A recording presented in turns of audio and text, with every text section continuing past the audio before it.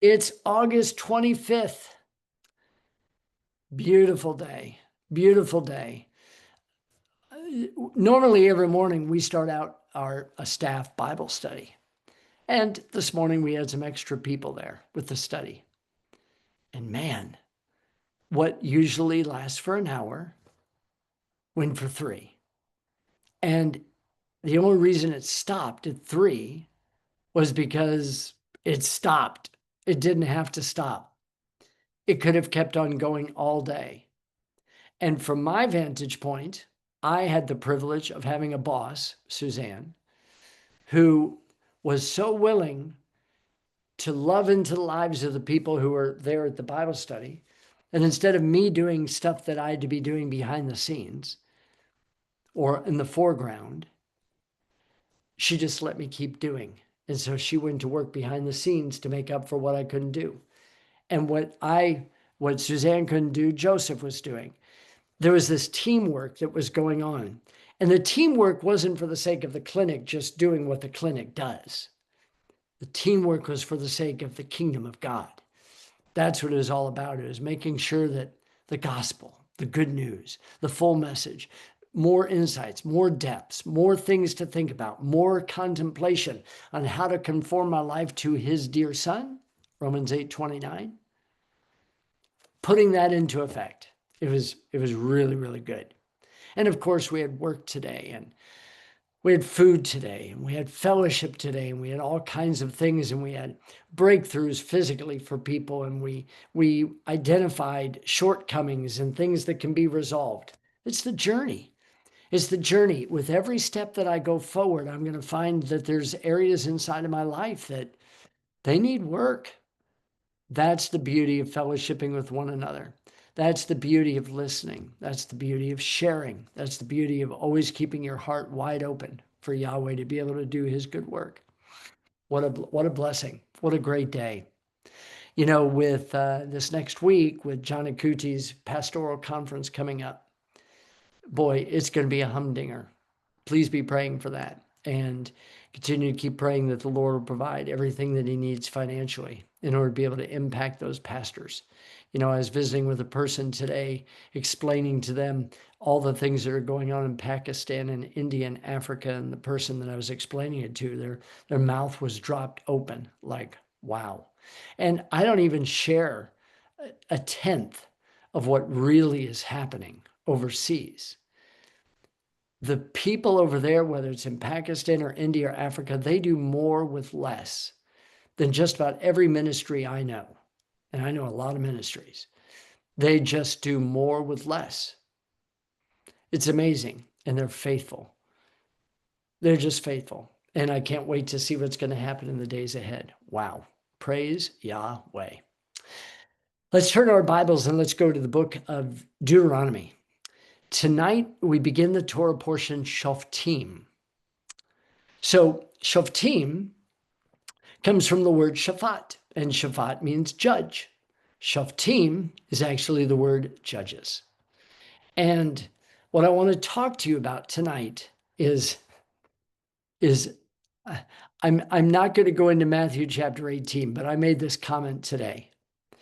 I said, Matthew 18 is probably the most overused passage in the entire New Testament that is the least implemented. So everybody talks about, you know, we ought to do Matthew chapter 18. And then nobody really does it because they've already blown it by the time they come to the conclusion that we need to do Matthew 18. It's probably the most overused passage, especially when it comes to judging, especially when it comes to dealing with brothers and sisters in Messiah. It's probably the most overstated, under-implemented passage that there is. It's crazy. Judges. Judges have to have certain qualities. I'm going to read to you a few verses beginning here in in Deuteronomy chapter 16, beginning in verse 18, and I'm just going to read 18, 19, and 20. And then I want to branch off and I want to teach you about these. Now, tonight, if I was going to say, well, so We're not living back then. We don't have walled cities that have gates. We don't have the need for judges and officers. Judges is the word shoftim, and the officers are shoftim, like individuals who are like police officers. So the difference between judges and officers would be a judge would say, this is what the law says, boomity, boomity, boomity, boomity, boom. An officer would be like a police officer who enforces those rules. So you need both. You can't just have rules. You have to have rules that are implemented. I know this is the way it was with my kids growing up. With my kids growing up in my house, we had a rule. And the rule was if dad or mom says it, there's no ifs, ands, or buts about it. You do it immediately. And if you don't do it and you don't do it immediately, then I'll make sure, or my honey bunny would make sure that you heard us. And if you don't get up and get it done immediately, then you have to deal with the consequences. We never did this. I'm going to count to 3. 1, 2. We never did that. I'm going to count to 10. We never did that. If we told our kids to do something, we expected them to do it, and to do it immediately, and to do it with the right attitude. And if there was something that they didn't understand, we always told them that we'll come back and explain it to them later, but you're going to have to do it, and you're going to have to do it now. That's part of our challenge today.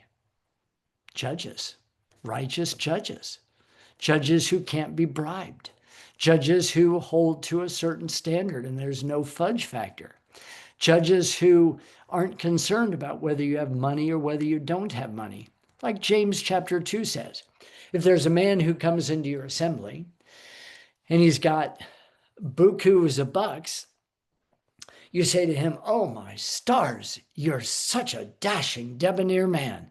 Come sit here. And then a man who comes in who's poor, and you say to him, and you sit here and be his footstool. You're passing judgment with partiality. Today, one of the most difficult, and I'm telling you this is the most difficult thing, is that it's difficult to be impartial. You know, people who would give me money, I have a tendency, this is my shortcoming, I have a tendency to be more partial to those people than somebody who doesn't. And that's not a good judge. That's not a good person who sniffs out stuff. And that's a shortcoming of mine. Now I'm getting better at it. That if somebody does give, they don't get any different treatment than somebody who can't afford to give because they're just squeaking to get by. Somebody who has tremendous amounts of money and only gives this much versus somebody who has very little and gives this much, like the widows might. I have to learn how to judge righteously. And what I want to do with you this evening is I want to take you through several passages to encourage you on the way that you judge. Now, I know what usually goes through the minds of people, and that is, you're not supposed to judge one another. However, that is the farthest thing from the truth. In fact, I really appreciate it when people judge me. In fact, you've already judged me. You've already judged me probably a half a dozen times, whether it's what I'm wearing or, hey, I like your no glasses look. Or, hey, I like the way you've got the background blurred. Or, hey, I like the way you communicate. Or, hey, I don't like the way you communicate. You've probably passed a half a dozen to a dozen different judgments on me even since we began praying. And so we do it all the time. We're judging all the time. Yeshua tells us in Matthew chapter 7, he says, judge not lest you be judged. For whatever standard you judge by, that's going to be the standard that you're judged. Now, if you're going to pass judgment upon a brother, which I'm okay with, Yeshua is saying, first of all, make sure that you take care of the big log in your own eye before you do microsurgery and pull the splinter out of that neighbor's eye. In other words, what he's telling you is, oftentimes the shortcomings that I find in people that kind of tick me off or cause me to be alerted are usually the issues, at least in principle, that I myself have. And that's why I'm able to notice them so easily in people. And it's okay for me to point out those issues in other people if I've dealt with that in my own life. The challenge that so many of us have, and when I say us, I mean me, myself, and I, the challenge that so many of us have is that I see the fault in you where I'm not willing to deal with it in myself. And I'm completely blind to it in my own eyes. It's really, really a sad reality for me. But what the Lord continues to keep in from Romans chapter 2, verses 1 through 4, who are you, O man, that's judging another man? Do you not understand that the very thing that you're judging is the very thing you're guilty of? You're inexcusable. The standard that you've just judged by is going to be the standard that you're going to be judged. God's not concerned about whether you judge people, because judgment is not condemnation. If I was writing notes, I'd want to make sure that I knew that. Judgment is not condemnation. Judgment is actually holding a mirror up to somebody, pointing out somebody, their blind spot that they might not be able to see, but it's always, 100% of the time, always in view of making them better. If I ever point out a flaw in the life of somebody, or somebody points out a flaw inside of me, do you know what I want? I want that to be presented to me in such a way that it makes me a better person. You can beat me up over it. It's probably not going to make me a better person unless I just pull myself up by the bootstraps and say, and this is what I try to do. This is me personally. If somebody criticizes me or points out some shortcoming or something like that in my life, it hurts. It just hurts. That's a fact. It's painful. I don't like it. But if I'm mature in my mindset at that moment, and I don't get my knickers in a knot and my panties in a wad, if I'm doing wisdom, then first thing that I'll ask, and this is what I practice more than not, if somebody says something that kind of corrects me, points out my shortcoming, whatever, the first statement that I make to myself is there truth in what's being said? That's the first thought that goes through my mind. Is there truth to what's being said? If I begin there, then I don't retaliate against the person. Now, if I'm confronting somebody about something, I have to do it in such a way that they don't feel like I'm just confronting them for the sake of using them as a stepping stone to go up. I have to express it in such a way that they know that my relationship with them is more important than what I'm about to point out to them. But if I'm passing judgment in their life by a righteous judgment, according to John chapter 7, verse 24. So let me jump you over there real quick. Yeshua, okay, is speaking, and as he speaks about judgment, he says to them, I'll pick up a couple of verses earlier, but the verse that I want is verse 24. Verse 21, Jesus answered and said unto them, I've done one work, and all of you guys marvel.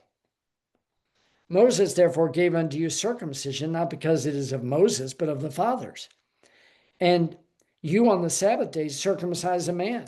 If a man on the Sabbath day receives circumcision, that the law of Moses should not be broken, are you angry at me because I've made a man every whit whole on the Sabbath day?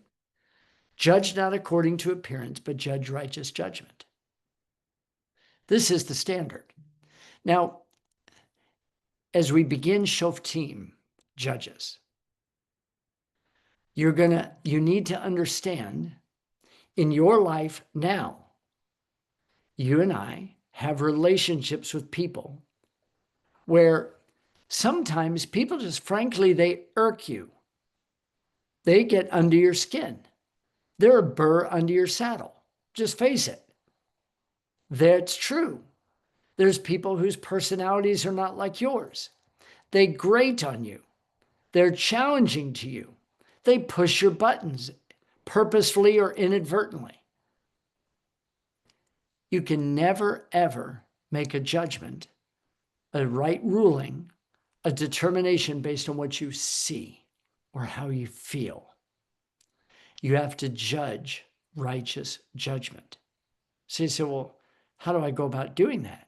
Well, flip back to the book of Isaiah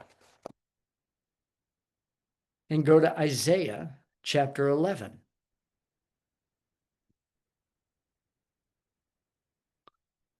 In Isaiah chapter 11, picking up in verse 1, but the verses that I want verse 3 and verse 4.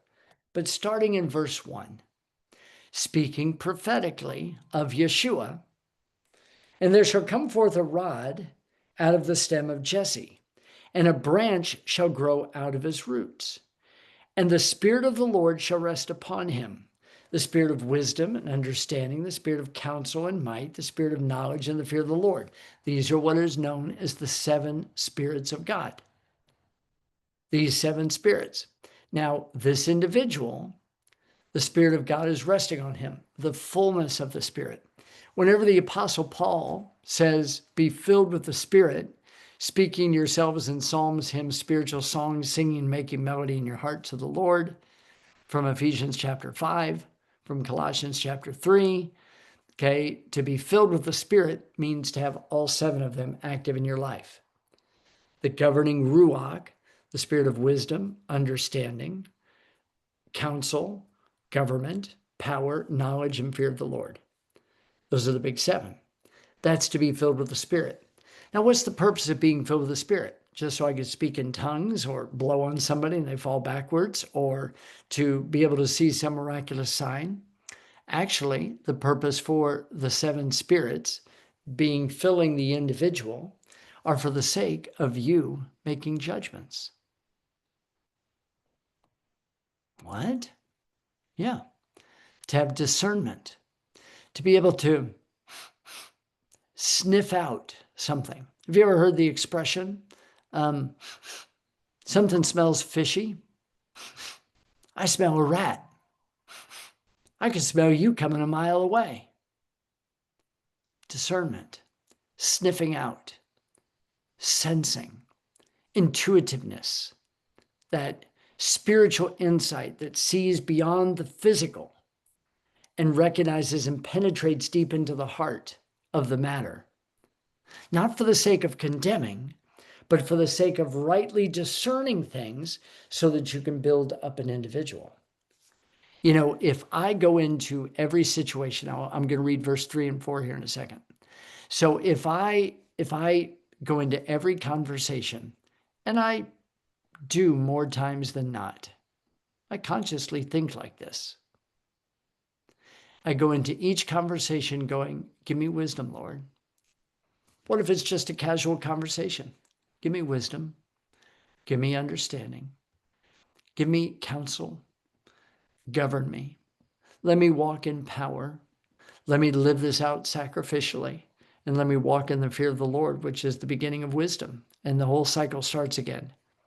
When I'm talking or communicating with people, whether it's at the dinner table, whether it's speaking at a conference or whatever it might be, just having a Zoom meeting, I'm always asking, Father, fill me with your Spirit so that the words that I say can cut through all of the superficial stuff and get directly to the heart. Now look at verse 3. This individual who is the branch which grows out of his roots, This individual has the 7 spirits resting upon him. And what do these 7 spirits do? And these 7 spirits shall make him of quick understanding in the fear of the Lord. And he shall not judge after the sight of his eyes, neither reprove after the hearing of his ears. Remember, we just looked at John 7:24. Judge not based on appearance, but judge righteous judgment. You know, the reason why I get upset so quick is because I see something and it irks me. So I jump to a conclusion. Did I see what I just thought I saw? And so now I'm going to jump to a conclusion, and now that's what I'm going to do.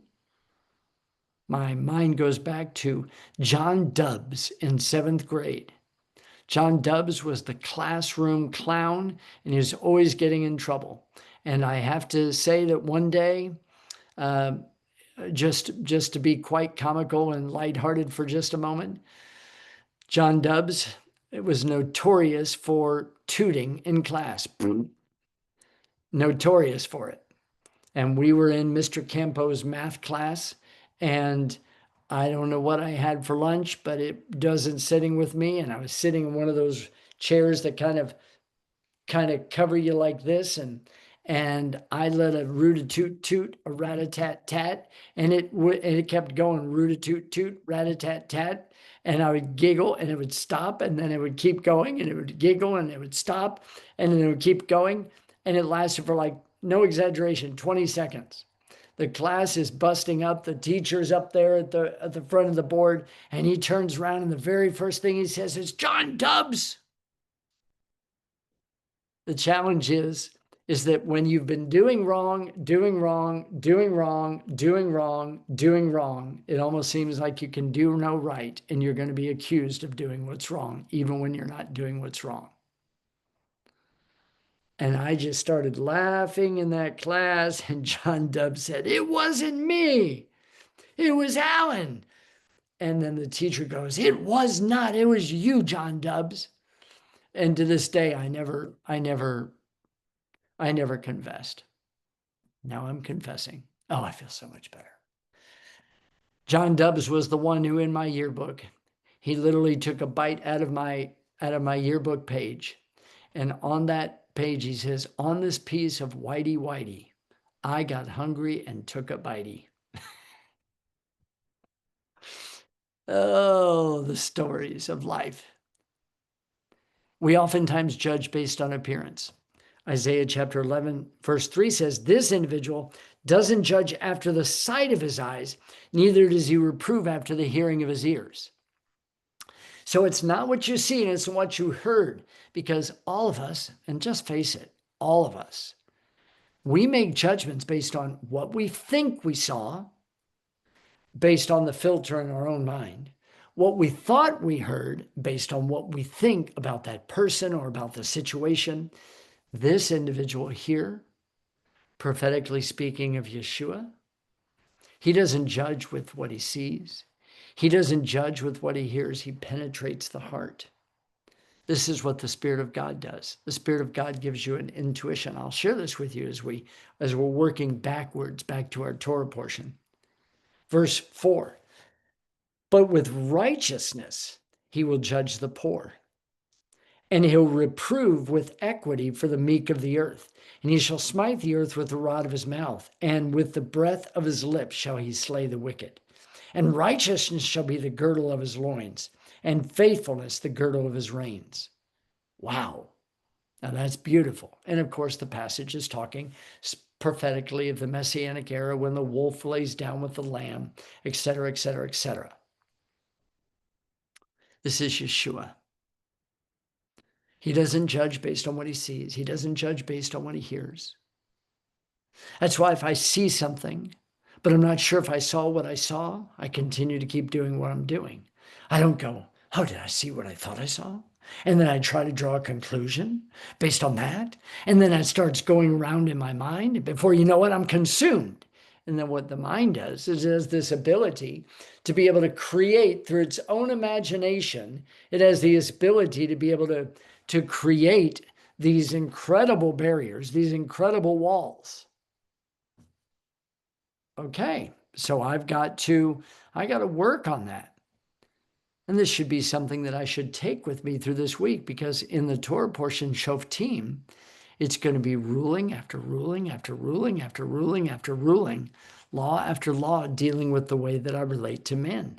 That should be a passage, the next 3 chapters, that, boy, we ought to pay really a lot of attention to, because it'll make a big difference the way that I relate to Suzanne and Joseph at work, at the clinic. It'll make a difference with the way that I relate to you on a Zoom call, or to the way that I relate to people overseas, or to relationships here in America, as way I relate as family. Notice that with righteousness, he judges the poor. He doesn't just look at the poor and say, oh, you're poor. Obviously, you must be in sin. Twice in my life, I've been a multimillionaire. Twice in my life. And twice in my life, it was taken out from underneath me without any wrongdoing. And people would say to me, oh, you must be living in sin. I wasn't living in sin. I was living really uprightly. But God wanted to know, how valuable are your possessions? How valuable is your money? How valuable is this? Are you dependent upon me? And it was taken away overnight, literally, on 2 separate occasions. It's crazy. But can you make a judgment? Do you show partiality to the rich? Do you show a condescending spirit to the poor because they're poor? If I read through the Torah, I'll find that, you know what, people who are obedient, they're blessed. But if I also read through the Torah, I'll find out that people walking in obedience, they were tested. They were proved. The poor, just because you're living righteously doesn't mean you're going to have a bank account that's the size of Mount Rainier, the size of Fort Knox. But you can be faithful with what you've got. A wealthy man, by definition in Scripture, listen really, really carefully, because I was having a conversation with a person in San Francisco this past week. And I said to the person, I said, I am poor in this world and rich in faith, according to James chapter 2, verse 5. I'm rich in faith, but poor in this world. But the definition of wealth in Scripture, listen, this is the biblical definition of wealth, is an individual who is content with what they've got, knowing that it's been provided by God. I didn't say that you shouldn't try to increase your wealth, according to Luke chapter 16. I didn't say that.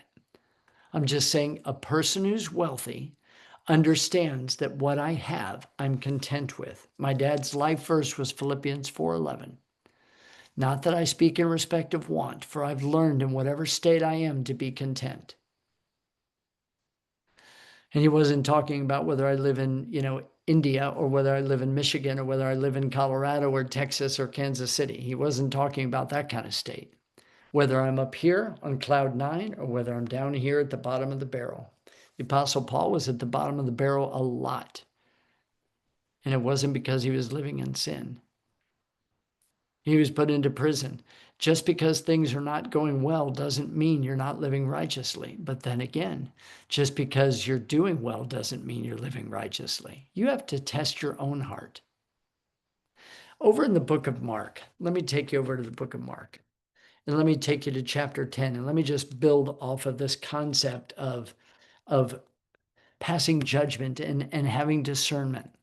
Let me share with you an example of how Yeshua was able to sniff out, how he was able to discern, how he was able to look beyond the physical circumstance, how he was able to read into the situation, because he didn't judge based on appearance and he didn't judge based on what he heard, but he penetrated deep into the heart.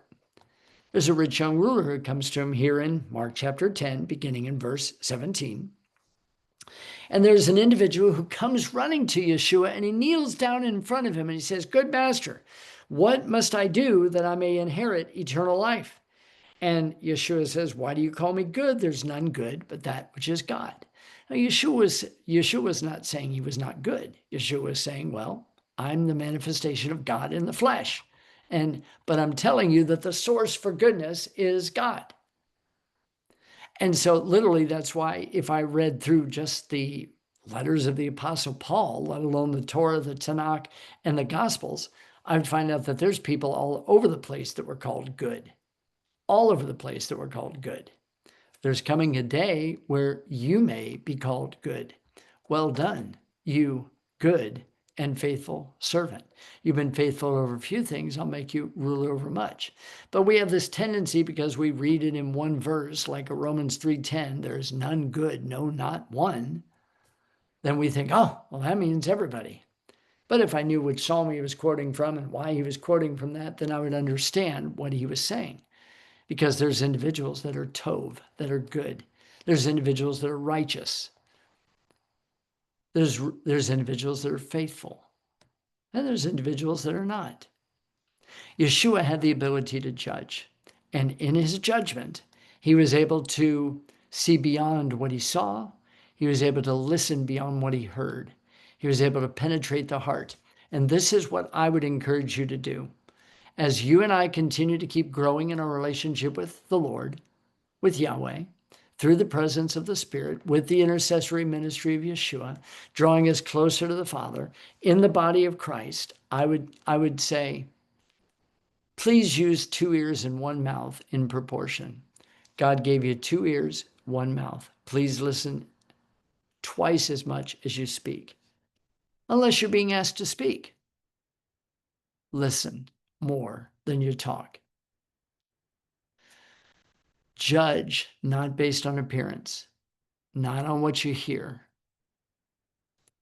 Always ask, is what I'm about to say, is that going to be building up, esteeming, strengthening, lifting up, changing, challenging, encouraging people? Is it going to promote a judgment to where they understand the standard they're living is not correct and they want to go to higher ground? That's really how we ought to be in every single conversation. I live with a motto in my own personal life is that with every conversation I have, I want people to be better than they were before they got into the conversation with me. And I may not even say much, but they'll be better because I listened. I may end up saying something that might give them a gem that might make a difference in their life. I want them to be better just by being in my presence, because I want to imitate Yeshua. And if I'm imitating Yeshua, people who came into the presence of Yeshua were better when they left his presence. So it's not a matter of arrogance. It's a matter of, hey, this is what I really want. I want to so connect with you that when we're done with our communication, you're going to go, I like being around that guy, because that guy not only shoots straight with me, that guy makes me recognize that there's better days ahead, or that I'm better than what I thought, or that I can be better than I am. Always to encourage to go up, up, up. That's really judgment. That's truly the definition of judgment, is to point something out to somebody, not based on sight or hearing, but based on their heart, to lift them up into the presence of God so that God can deal with them who they are. Now, this rich young ruler comes to Yeshua and says, what good thing must I do to inherit eternal life? And Yeshua says, verse 19, well, you know the commandments. Now notice the commandments that he gives. He gives negative commandments. He says, do not commit adultery, don't kill, don't steal, don't bear false witness, and don't defraud. Defraud not. Okay, those are all negative statements. And you know what? Negative statements are really easy to do. It's easy for me not to kill. It's easy for me not to commit adultery. It's easy for me not to steal. It's easy for me not to defraud. Those are things by not doing them.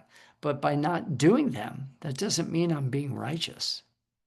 It just means I'm not doing that behavior. But then he gives one positive statement to do. Honor your father and mother. See, 4 statements that he gives that are negative statements that just don't do this, just don't do that, just don't do this, don't do that.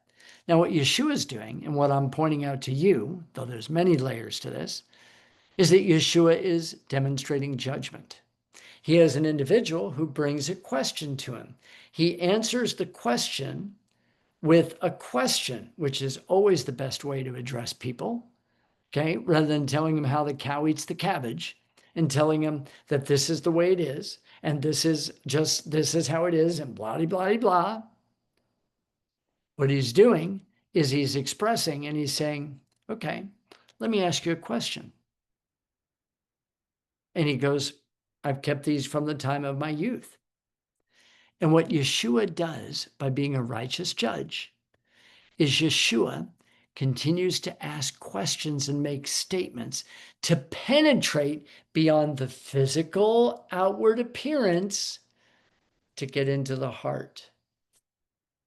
Too often, speaking of me, myself, and I, in times past, I have tried too quickly to tell everybody just how it is, rather than using discernment, wisdom, insight, sniffing things out, and asking questions to help that person come to their own conclusion. And when I help them come to their own conclusion, I'm not looked at as the good guy, and I'm not looked at as the bad guy. I'm looked at as being a person who loves them, who's not judging based on appearance or by what I hear. Because, like Yeshua, he asked questions in order to help the person know his own answer. And of course, you know the rest of the story, which there's no reason for us to go all the way into that, okay, because we've covered this topic in ad nauseum in many, many details in times past. But I just wanted to give you an example of Yeshua and how he was displaying spirit-led judgment. Now, I want to take you back into the book of Deuteronomy. Now, I want you to go back to chapter 16. And now I want to dissect for you in the next few minutes, verses 18 through 20, and help you understand and maybe give you a word of encouragement as you head into your day tomorrow, or as you go to bed tonight, as you prepare for a good night's rest. Maybe it'd be a time when you have a conversation with your spouse, or you're on the phone with a friend, or you're doing something to where you're asking the question saying, okay, how do we address this situation together? We've all got them. The question is, I don't know who it is that I'm going to be having a communication with. Now look carefully at verse 18, Deuteronomy chapter 16, verse 18. Judges and officers you shall make in all your gates. Now, without going into a Hebrew lesson for you, that word for gates, mishayer, that's a word which is directly connected to your feelings, to your emotions. So here's your gates. Now, I can tell you where my emotions come from. And where my emotions come from are usually not from it is written. That's not where my emotions come from. My emotions usually come from this is how I feel.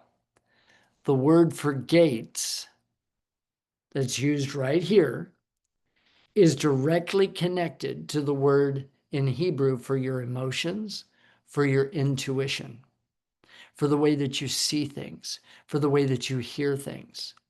So I need judges and officers over my gates. Now in Jerusalem, there was 10 gates. And we've covered those in the book of Nehemiah before.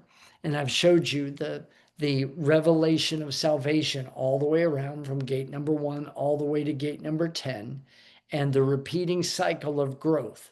And those are really, really important. He's not just talking about the gates of your city, because at this particular time when he gives this command, they don't have any walled city. They're not going to have a walled city for at least multiple years. It's going to take them over 7 years to go into the land and conquer the land before they can start implementing these truths concerning the Torah. And they're going to have to go in and take Jerusalem, and they'll build the city and blah, blah, blah, blah. And it's going to take a period of time for them to do it. But whatever's physical, there's always a spiritual. And what I should be doing is I should be likening my life in Messiah to the city, like the New Jerusalem is like a bride coming down adored for her husband.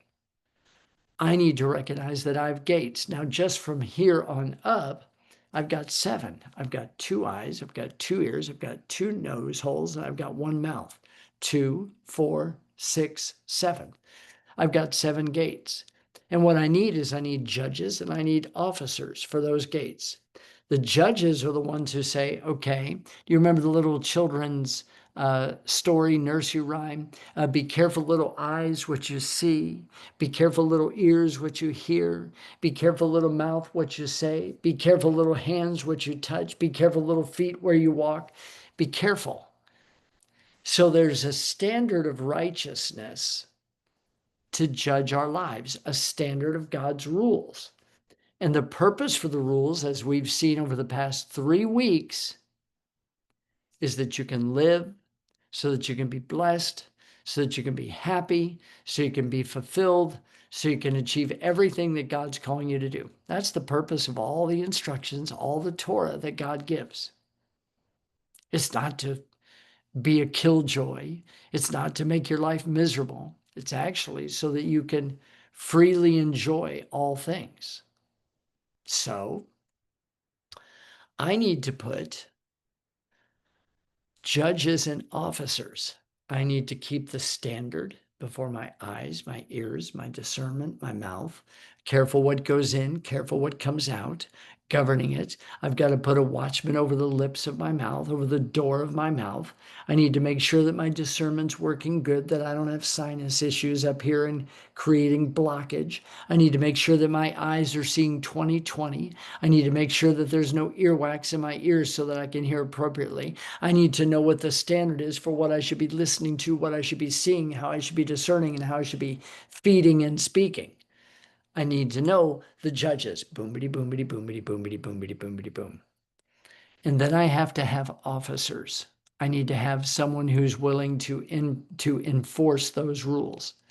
Now, because I live here at the cottage alone, because I'm a single guy, and for the time being, because I'm in that condition, I don't have a spouse to watch for me closely. I don't have somebody watching me night and day, even though I do live in a glass house and everybody watches me. Okay, they're watching, some to cheer me on and some just waiting for me to slip. There's all kinds of eyeballs out there. There's a standard. And because I don't have that partner in my life to enforce, to help, to strengthen, to encourage, to keep me on that right path with the right words, the right encouragement, to wake me out of my slumber, I have to do that on my own. Years ago, I had a guy, he came to me. This was quite hilarious. And I did this to him. I've done this to people over the years. Sometimes when I have this expression, when you're tired of being sick and tired, call me. I'll help you. And so instead of going and trying to solve everybody's problems, I wait for people to call me. I let them know I'm available when you're ready. When you're sick and tired of being sick and tired, call me. Well, I had a guy who said, I've got an issue with this in my life. And the issue was looking at things that he shouldn't be looking at. And he had an issue with drinking things he shouldn't have been drinking. And this guy says, I've tried everything. And I said, well, I can solve it. I can solve your problem instantly, overnight. He goes, no way, nobody's been able to do it. I've tried everything. I've tried this, I've tried that, I've tried this, I've tried that. And I said to the individual, I said, okay, well, I told him a story of a lady who came to me and she said, Alan, I'm incredibly overweight. She goes, I can't lose the weight. Every time that I try, I fail and I keep eating my Hostess Ding Dongs and my Twinkies. I just can't stop it. And I said, well, how serious? I'm serious. I'm ready to do whatever needs to be done. I said, okay, I can help you and I can make you, set you up for success. Will you let me? Yes, anything. I've tried everything. I said, go get your checkbook. She goes, what? I said, go get your checkbook. She goes and gets her checkbook. I said, now, what is your least favorite charity in the whole wide world? And she said, oh, I despise abortion clinics, the right to life, okay? The abortion clinics. I said, okay. I said, well, then write a check out to that organization for $5,000. And she goes, what? I said, yeah. Write the check for $5,000 to Planned Parenthood. No way. I said, yes. Are you serious? She goes, yeah. I said, write the check for $5,000. If in the next 60 days you fudge factor on your diet, you break the habit, I'm taking this check and I'm giving it to Planned Parenthood. Guess what? 60 days later, guess who is thinner? 60 days later, guess who did what she needed to do? When the motivation was high enough because the price was painful enough, she was willing to change. So I did this with this person. I said, okay, here's what we're going to do. And I will know. I said, the next time you look at something inappropriately, it'll cost you $50. He agreed to it. For about a week, smooth sailing. Boom, then it hit. Failed. I said, that's $50, please. The next time you do this, it's going to cost you $100. Week passed, couple weeks passed, boom, failure, $100. The next time you fail, it's $150. We went up to $500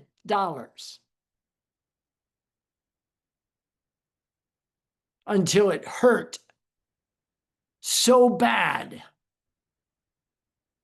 that he was willing to stop. $500.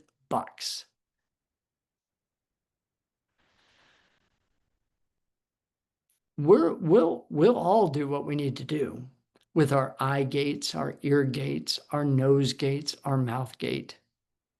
We'll do it if there's officers. He says, you'll appoint these guys in all your gates, which the Lord your God gives you throughout your tribes, and they shall judge the people with just judgment. You shall not wrest judgment. You shall not respect persons, neither take a gift, for a gift does blind the eyes of the wise and perverts the word of the righteous. That which is altogether just shall you follow, and you may live and inherit the land which the Lord your God gives you. Wow. Do you see? Even though I worked backwards to the Torah portion, I'm hoping that with whatever, order we ended up going in, that you were able to see. In this week's Torah portion, in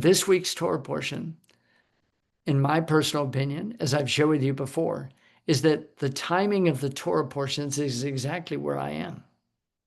So you know what? God's going to give me an opportunity to either judge with my eyes or judge with my ears or judge with discernment and look into the heart, to listen with two ears and one mouth, to not judge based on what I see, what I hear, what I discern, what I think, what I feel, my intuition. But then again, sometimes that intuition's right on the money. With women, it's a whole lot more on the money than it is with guys. Guys' intuition is really faulty in general. Girls' intuition is much better than guys. And they're much more sensitive to certain types of things. That's why we call it women's intuition. But no matter what, I need to be responsible for me. And if I'm responsible for me, I don't have to be responsible for you. But if I'm your brother, and I am, and I see something that isn't good, then I have the responsibility, according to the book of Ezekiel and other places, I have the ability and the right to be able to say, hey, brother, hey, sister, boomity, boomity, boom, and do it in such a way that it builds you up, not tears you down. To be what strengthens you and encourages you, to judge righteous judgment, not to judge based on appearance, but to judge based on the fullness of the Spirit, wisdom, understanding, counsel, government, power, knowledge, and fear of the Lord. Those 7 spirits, just like Yeshua did. When a person asks me a question, it could be a trap question or it could be a really open-ended question, then to answer the question with a question.